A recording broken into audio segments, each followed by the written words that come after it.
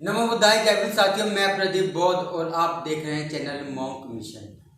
आज हमारे साथ बौद्ध भिक्षु विनाचार्य जी हैं। आइए हम उनसे बात करते हैं। बनते जी बंदा में बनते जी, आजकल वैदिक और वेदों में कुछ बहस चली हुई है, तो मैं उसके बारे में आपसे कुछ सवाल पूछना चाहता हूँ कि भारत में वैदिक परंपराओं का वैदिक इतिहास क्या है।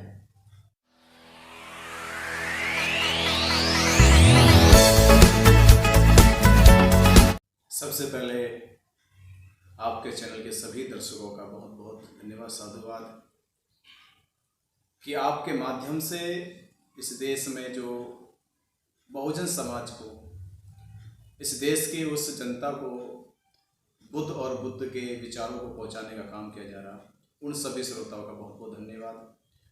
और इस देश में ये सवाल बहुत ही तेजी से देश के कोने कोने में फैल रहा है कि इस देश के अंदर सबसे प्राचीन संस्कृति को लोग वैदिक संस्कृति कहते हैं और वैदिक संस्कृति वेदों के आधार पर बताकर इस देश की जनता को गुमराह किया जाता है।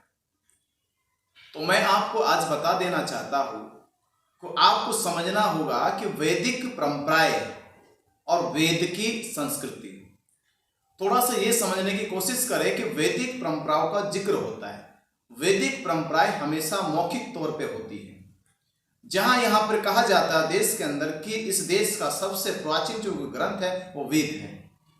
तो वेद ग्रंथ तब होगा जब वेद की ग्रंथ की भाषा लिखी जा चुकी।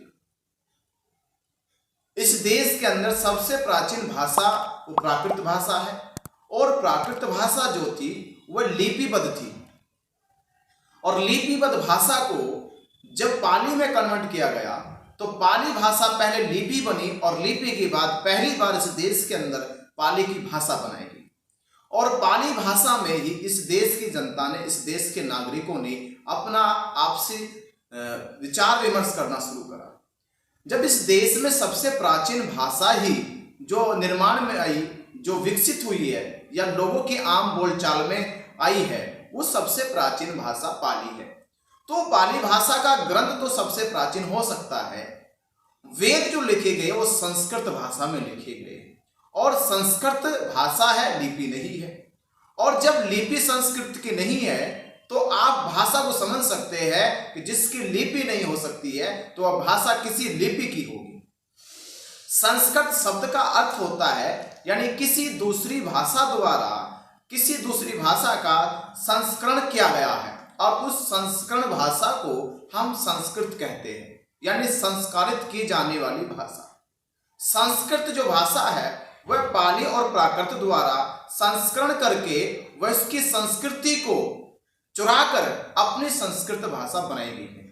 तो मैं आपसे कहना चाहता हूं, इस देश के अंदर जो वेदों को 5000 साल पुराना बताते हैं तो वो ये समझ ले कि वेदों की परंपराएं, जिनको वैदिक परंपराएं कहते हैं, जिनको मौखिक आधार पर चलाई गई रूढ़िवादी परंपरा या कानून कहा जा सकता है।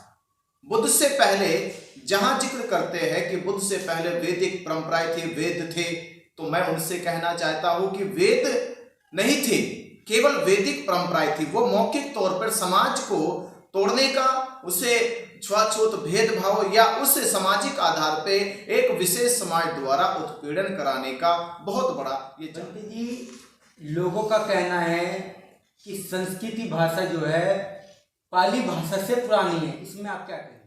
अब वही सवाल कि अभी संस्कृत भाषा पुरानी है या पाली भाषा पुरानी है, अब इस देश में बड़ा सवाल ये भी खड़ा है।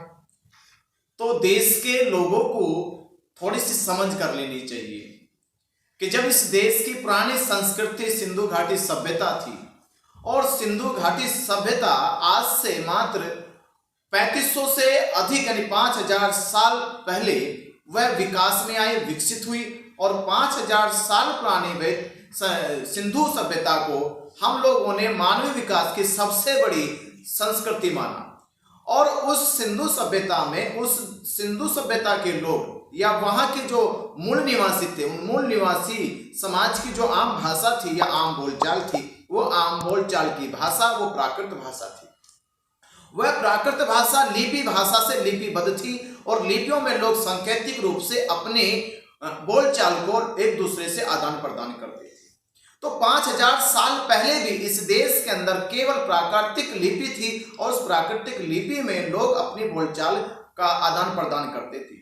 सिंधु सभ्यता जब धीरे धीरे विकसित होती चली गई, उसका विकास इतने तेजी से बढ़ा कि लोगों ने उस लिपि भाषा को अपनी बोलचाल की शब्द भाषा बना ली।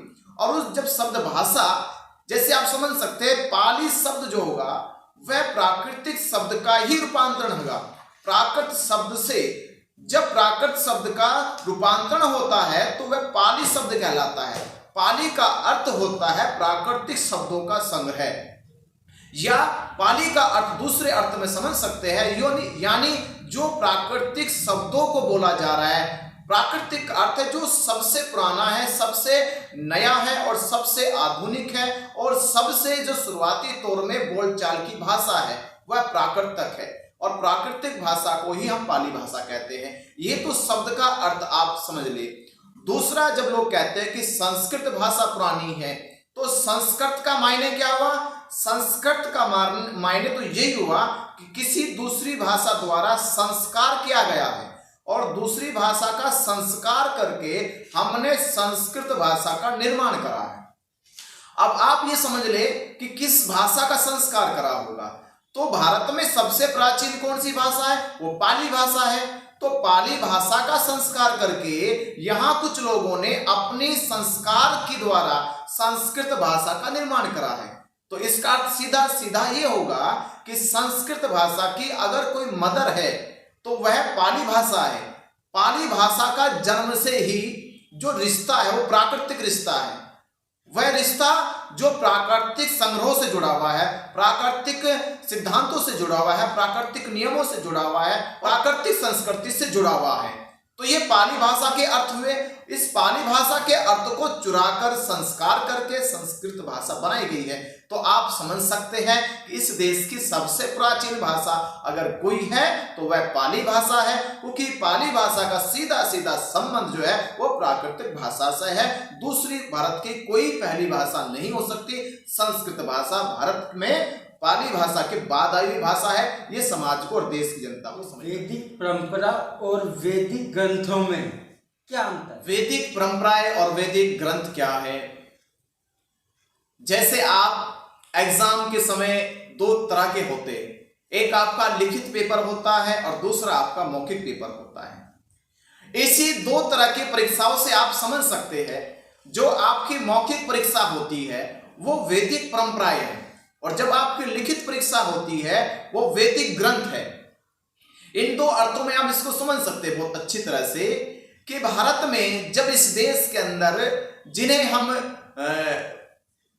ब्राह्मण कहते हैं, जहां वेदों के अंदर 4 वर्ण की बात होती है, ब्राह्मण, क्षत्रिय, वैश्य और शूद्र।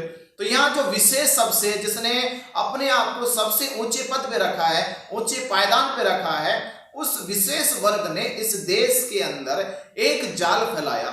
वह जाल शुरुआती तौर में मौखिक आधार पर फैलाया गया। उस मौखिक आधार को हम वैदिक परंपराएं कहते हैं। परंपराओं का अर्थ होता है मौखिक आधार पर चलाया गया समाज को जातियों में, धर्मों में, संप्रदायों में या अंधविश्वास के नाम पर उसे अलग अलग थलग करके उसके ऊपर अपनी सत्ता स्थापित करना।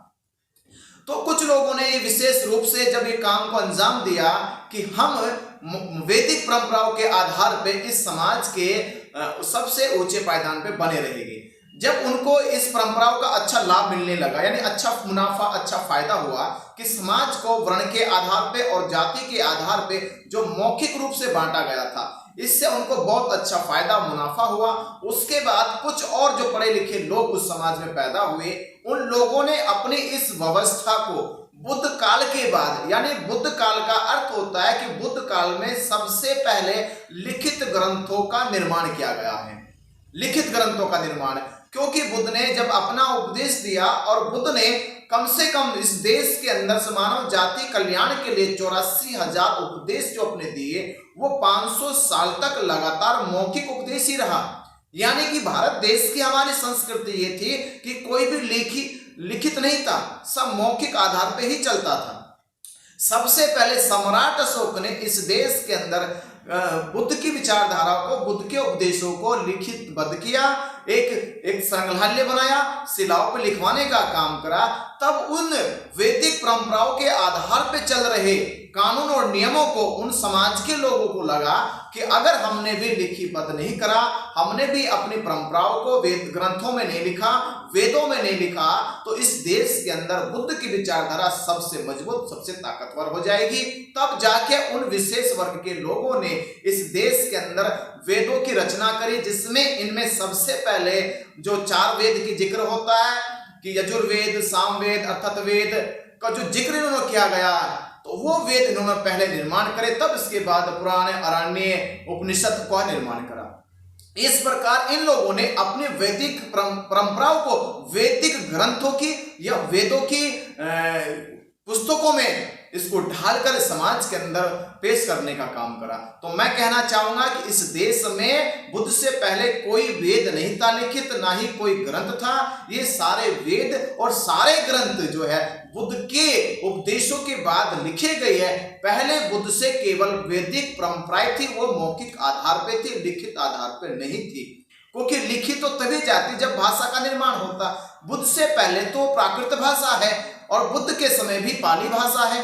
बुद्ध के समय इस समाज के अंदर संस्कृत भाषा का तो कोई प्रचलन ही नहीं था, और जब बुद्ध के समय संस्कृत भाषा का प्रचलन नहीं है तो संस्कृत को समझेगा कौन, पढ़ेगा कौन। तो ये आपको मैं समय का तर्क बता रहा हूं कि बुद्ध के बाद ही पाली भाषा का संस्कार करके संस्कृत भाषा का निर्माण कराया गया है, तब जाके इन वेदों की रचना हुई, क्योंकि सभी वेदों की रचना संस्कृत भाषा में है। तो ये तो सीधा सीधा इसका तर्क समझ में आता है कि अगर वेदों की भाषा संस्कृत है तो ये भाषा पाली भाषा के बाद ही लिखी गई होगी। जैसे कि इस चैनल के देख रहे सभी दर्शक हैं, वो कुछ भी सवाल या कुछ भी कमेंट में आप लिख सकते हैं, जिससे हम बनते ही से दोबारा इस विषय पर चर्चा कर सकें।